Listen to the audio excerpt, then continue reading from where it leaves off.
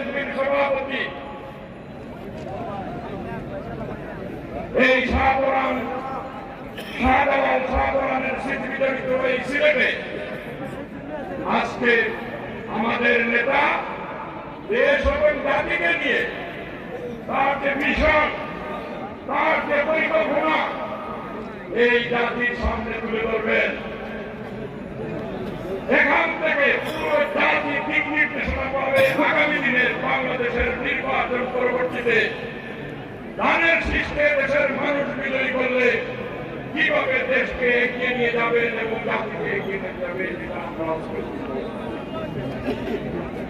আমরা সিলেটবাসী যতবার গণতান্ত্রিক ভাবে নির্বাচন হয়েছে, জাতীয়তাবাদী দল এবং ধানের শীষ বিজয়ী হয়েছে, আর বিজয় হওয়ার সাথে সাথে সিলেটের উন্নয়ন আমরা দেখতে পেয়েছি।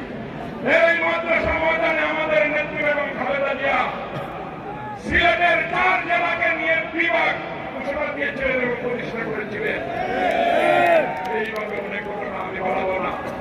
প্রিয় বন্ধুরা, আজকে আমাদের নেতা গতকাল থেকে আমাদের সাথে আছেন। আমরা তাকে এবং আমাদের মূলকে এবং জাতীয় নেতৃবৃন্দ এবং সিলেটের এবং সুনামগঞ্জের 11 জন সংসদ প্রার্থীকে